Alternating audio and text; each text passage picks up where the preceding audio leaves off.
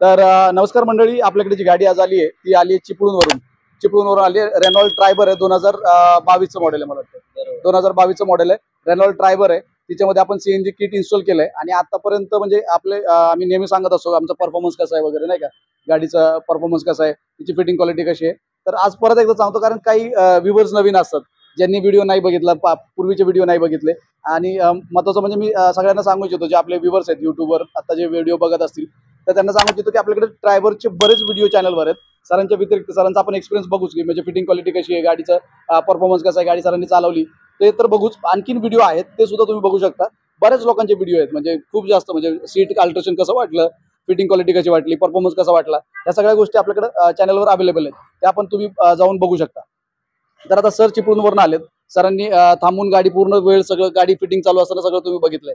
Fitting quality कशी वाटली आणि गाडी चालवल्यानंतर जो तुमचा जो परफॉर्मन्सचा एक्सपिरियन्स होता तो स्टेप बाय स्टेप मला सांगा की फिटिंग क्वालिटी आता तुम्ही तर ती फिटिंग तुम्ही पूर्ण वेळ तुम्ही बरोबर हो नाही, पूर्ण वेळ मी फिटिंगच्या सोबतच होतो. सरांनी अक्षरशः म्हणजे एकदम बारीक काम म्हणतात ना, म्हणजे त्याला एकदम म्हणजे मनापासून केलेलं काम असं म्हणावं लागेल थोडक्यात. कारण काय माहितीये काय, ती गाडी एकतर सीएनजी बसवायचं का नाही ड्रायव्हर सारख्या गाडीला, तो मुळात मला प्रश्न पडला होता. मी व्हिडिओ 2022 पासून, म्हणजे 2022 पासून मी पेट्रोलवर गाडी चालवतोय. मी व्हिडिओ बघितल्यानंतर म्हणजे मी माझ्या मित्रांना पण विचारलं की मी असं असं करतोय, तर ते मला बोलले, अरे ह्या गाडीला सीएनजी बसेल का? म्हणजे आधी सगळ्यांचे सिलेंडर 1000 सीसीचं इंजिन आहे, त्यामुळे पण मी म्हटलं नाही की माझं ट्रॅव्हलिंग पण खूप असतं आणि मला फिरावं लागतं माझ्या कामासाठी, मला बसवणं गरजेचं. मी सरांशी कॉन्टॅक्ट केला आणि त्यानंतर सरांनी मला म्हणजे त्यांनी मला जे म्हणजे मदत केली याच्यामध्ये की बाबा कसं करायचं, काय करायचं. आणि काम पण मी स्वतः बघितलं, तर वायरिंग वगैरे जे आहे एकदम बारीक काम, ते खूप म्हणजे सीट पण माझ्या म्हणजे मुलांना बसण्यासाठी महत्वाचं म्हणजे माझ्या मुली 2 बसल्या पाहिजेत. हे घरात मेंबर जे असतात आणि त्यांचा तो रिअर सीटचा वापर कंपल्सरी होणारच आहे, त्यामुळे त्यांना तो कन्सर्न होता की सीट व्यवस्थित झाली पाहिजे. नाही, सीट पण व्यवस्थित. आणि कामाचं काहीच नाही सर, म्हणजे मला असं जाणवलंच नाही. गाडी मी स्वतः चालवली, मला स्वतःला कळत नव्हतं की गाडी पेट्रोलवर आहे की सीएनजी वर आहे.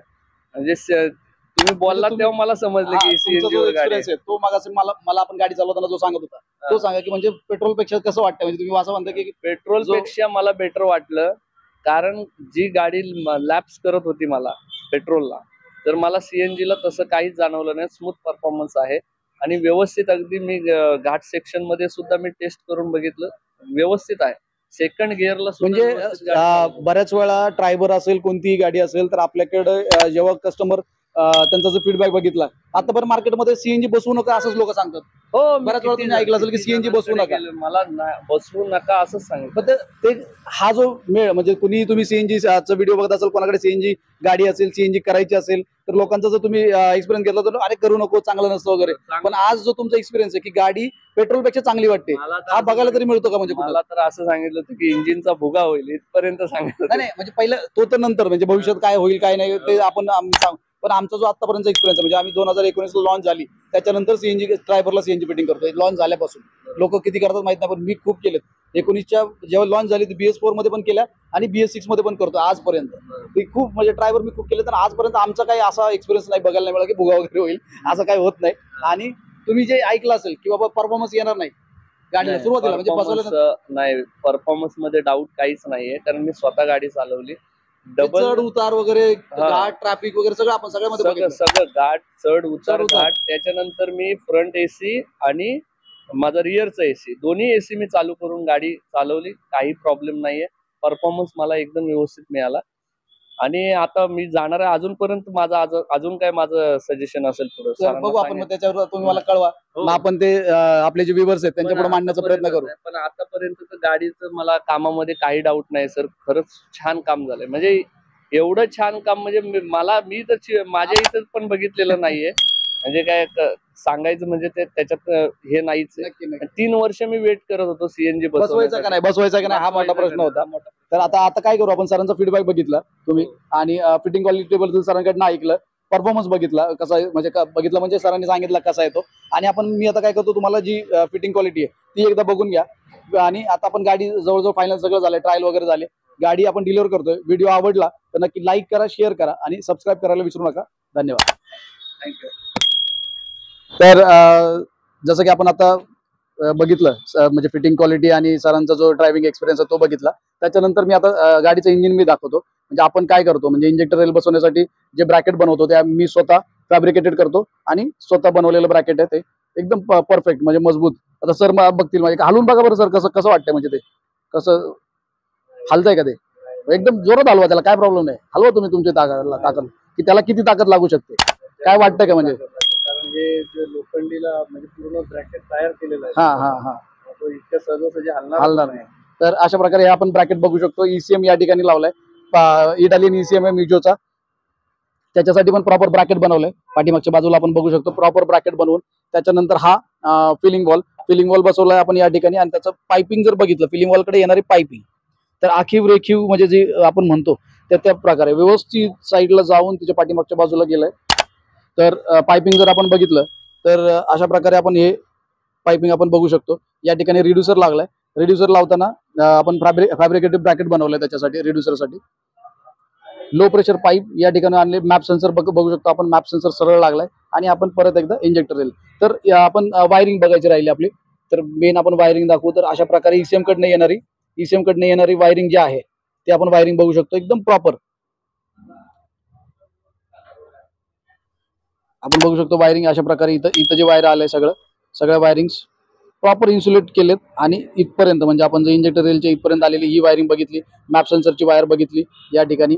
त्याच्यानंतर आपण जो कपलर आहे लॅपटॉपचा कनेक्टर आहे त्याची वायरिंग बघितली ती आहे. बॅटरी कनेक्टर आहेत. बॅटरी कनेक्टरची वायर बघितली ती इन्सुलेट केली आहे प्रॉपर. अशा प्रकारे सगळं वायरिंग आपण इन्सुलेट केले. आणि पाठीमागचं मी एकदा दाखवण्याचा प्रयत्न करतो. तर अशा प्रकारे हा 60 लिटरचा टँक आपण याच्यामध्ये इन्स्टॉल केलाय. आणि सीट जे अल्ट्रेशन केलंय ते प्रॉपर झालंय. म्हणजे आपण सरांनी आता बसून बघितलंय. सरांचं आपण त्यांना परत एकदा विचारू की सीट अल्ट्र म्हणजे त्याचे जे लेग्स वगैरे आहेत त्यांचं आता सामान सरांचं पडलंय. लांबून आले सर सगळं सामान वगैरे पडलेलं आहे. तर अशा प्रकारे सीट एकदम प्रॉपर झालंय. सर एक मिनिट या. म्हणजे सीट जे आहे सीट तुम्ही बसून पण बघितलं आणि तुम्ही काढून त्याचं रिमूव्ह वगैरे करून बघितलं निघतंय का व्यवस्थित म्हणजे कसं व्यवस्थित निघते सीट. कसं वाटतं म्हणजे त्यांनी काढून बघितलं तुम्ही त्याला. हो काढून बघितलं. हे काय कसं निघतं ठीक आहे पूर्ण व्यवस्थित सीट अगदी निघतंय. खालचं पण निघतंय. खालचं lock पण पण निघतंय. झालं. हो अशा प्रकारे हे सगळं रिमूव्ह जसं कंपनीचं ओरिजिनल राहतं हा. हे जसं कंपनीचं ओरिजिनल आहे तसंच त्याचं रिमूव्ह पण होणार आणि खालचं पण बेस पण निघणार. आणि तुम्हाला पाहिजे असेल तर स्पेस पूर्ण ओपन नाही गरज नाही. तर ते स्पेस पण तुम्हाला पाहिजे तसा वापरता येईल. म्हणजे आपण बघितलं तर ओरिजिनल ठिकाणी कुठल्याही प्रकारे त्याला कोणी त्याला जोपर्यंत गाडी ओपन होत नाही तोपर्यंत स्टेपनी कोणी काढू शकत नाही. जोपर्यंत गाडीची डिक्की उघडत नाही जसं ओरिजिनलचं आहे तसंच. म्हणजे काही लोक म्हणतात की बाहेरून वगैरे निघणार आहे तर असं काही बाहेरून वगैरे तो निघू शकत नाही. स्टेपनी तितकीच सिक्युअर आहे जितकी कंपनीची असते. सिक्युरिटीमध्ये काही म्हणजे आपण त्याला कॉम्प्रोमाइज नाही केलं. सगळं ओरिजिनल सारखंच ठेवलंय. सीट असेल तिचं म्हणजे जो स्टेपनीचा ब्रॅकेट आहे ते सगळं ओरिजिनल जागेवर आहे. त्याला आपण कुठल्याही प्रकारे म्हणजे त्याला काही छेडछाड केली नाही आणि सिक्युरिटीच्या बाबतीत कोणताही कॉम्प्रोमाइज नाही. तर अशा प्रकारे गाडी सगळं बघून झालंय. व्हिडिओ आवडला तर नक्की लाईक करा शेअर करा आणि सबस्क्राईब करायला विसरू नका. धन्यवाद.